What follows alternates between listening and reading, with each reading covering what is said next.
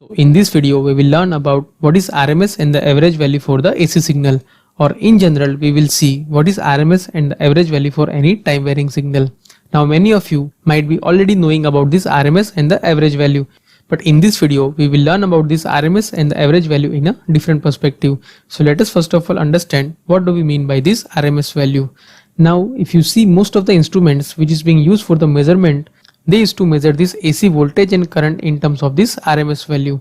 And not only that, the voltage signal which is being received at our home, that is a 240 volt 50 Hz signal, this signal also represented in terms of this RMS value. So now the question is why this AC voltage and the current signals are generally represented in a RMS values. So this RMS value is basically related to the amount of heat which is being produced in particular circuit. So let us say we have one DC voltage source which is having a value of V volt is connected to one particular resistor R, and because of that the DC current I is flowing through that circuit. So we can say that the power that is being dissipated across this resistor R will be I square into R, or we can say that the amount of heat which is being generated because of this power dissipation will be I square into RT. Now suppose if we replace this voltage source by a AC voltage source, then this RMS value represents the effective value of this AC voltage source, which will produce the same amount of heat across this particular resistor R. So now suppose we have a DC voltage source of a 20 volt or a AC voltage source which is having a RMS value of a 20 volt, both will produce the same amount of heat across this particular resistor R. And not only the AC signals but any time varying signal which is having a RMS value of a 20 volt will produce the same amount of heat across that particular resistor R. So even if we have a triangular wave with a 20 volt RMS value, or any arbitrary wave which is having a RMS value of a 20 volt will produce the same amount of heat across that particular resistor R. So in this way, by representing any time varying signal in RMS form, we can directly correlate that signal with the equivalent value of a DC voltage source. So now the question is how to find the RMS value for the any given particular time varying signal. So let us say we have one time varying signal, that is I of t, which is being varying from time 0 to capital time t. So let us find the RMS value of this particular given signal. So first of all, let us divide this signal in a n number of equal parts. So here each part will have a time period of t over n, as we have divided this signal into the n number of equal parts. And let us say I1, I2 up to In represents the average value of that particular portion. So now the heat that is being generated by that particular average current I1 will be I1 square into R into T divided by N, provided this signal is connected to one resistor R. Similarly, the heat that is generated by this average current I2 will be I2 square into R into T over N. Likewise, we can say that the heat that is generated by this current IN will be IN square into R into T over N. So we can say that the total amount of heat that is being generated will be I1 square plus I2 square up to IN square divided by N into R into T. Now earlier we had seen that the amount of heat that is being dissipated by this current can also be represented in a RMS form, that is W is equal to IRMS square into R into T. So now if we compare these two equations, then we can write IRMS square that is equal to I1 square plus I2 square up to IN square divided by N. Now if you see this term is nothing but mean value of this I square. So now as we increase the value of this N, we will get more accurate value of this RMS current, and as N tends to infinity, we can represent this summation in form of the integration.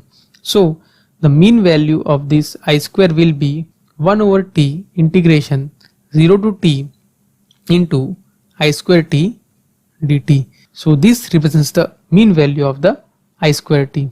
So IRMS will be nothing but square root of this mean value, that is 1 over t integration 0 to t into I square t dt. Similarly, we can say that VRMS is equal to under root 1 over t integration 0 to t v square t dt. So in this way we can find the RMS value of any time varying signal. So now let us find the RMS value of this given AC signal, that is V of t, that is equal to Vm sin omega t. So earlier we had seen that VRMS is equal to under root 1 over t integration 0 to t into v square t dt, or we can write it as a VRMS square, that is equal to 1 over t integration 0 to t into Vm square sin square omega t dt, that is nothing but Vm square into t into integration 0 to t. Now we can write this sin square omega t as 1 minus cos of 2 omega t divided by 2. So now if we integrate this term, then we will get Vm square over 2t into t minus sine of 2 omega t divided by 2 omega with having a limit of 0 to t. So now if we put these limits, then we will get Vm square divided by 2t into t minus sine of 2 omega t divided by 2 omega. Because if we put the value of 0 in this equation, then both the terms will get 0. Now here omega is nothing but 2 pi divided by t, that is equal to 2 pi into f.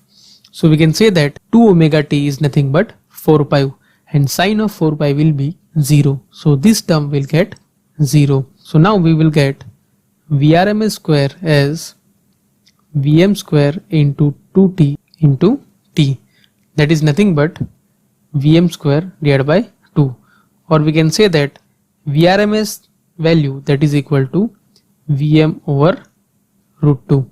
So in this way, for a sinusoidal signal, the RMS value will be Vm over root 2.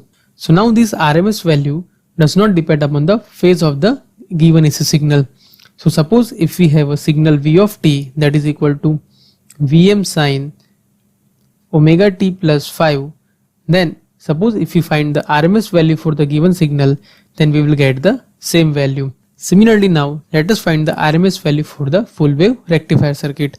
So now if you know little bit about this full wave rectifier circuit, which is being used for converting the AC signal into the DC signal, then if you see the waveform of this full wave rectifier, it will look like this.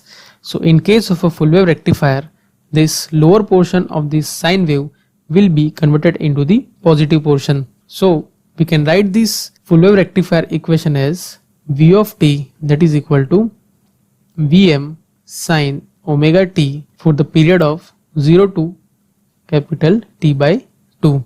So now for the full wave rectifier, the time period will be equal to half, or we can say that for the full wave rectifier circuit, the frequency of the signal will get doubled. So now let us find the RMS value for this full wave rectifier waveform. So VRMS will be, or VRMS square will be equal to 1 over t integration 0 to t v square t into dt. Now here our time period is t by 2. So we will consider this time period as t by 2.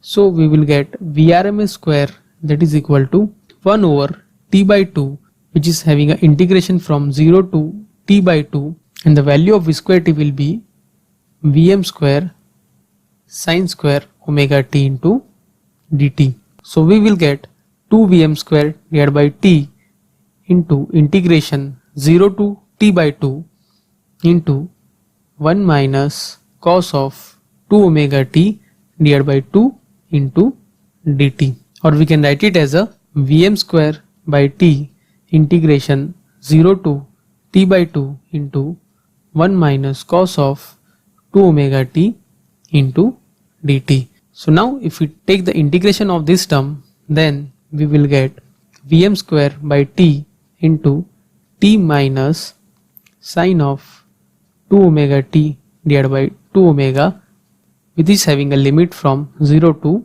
t by 2. So now if we put these limits, then we will get Vm square by t into t by 2, because here when we put this 0, then all the two terms will get 0, and if we put this t by 2 into this equation, then we will get sine of omega t, that is nothing but 2 pi.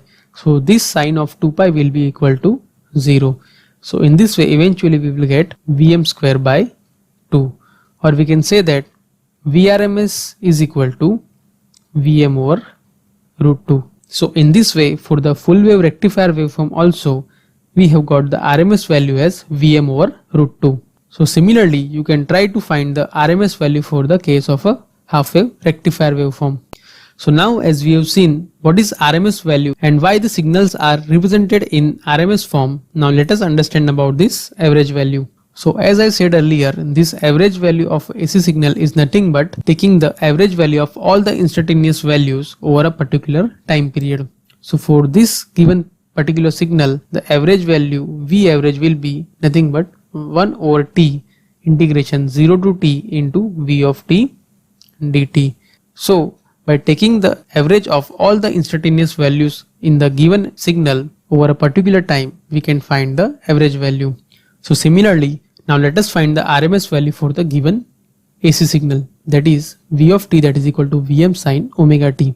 Now if you see here, if you have a AC signal which is a symmetric about this horizontal axis, then if you find the average value over a particular time period, then you will get average value as a 0. So whenever you have a symmetrical signal, then you can find the average value for the only half period, that is t by 2. So suppose if you want to find the RMS value for this AC signal, then we will consider only the half time period.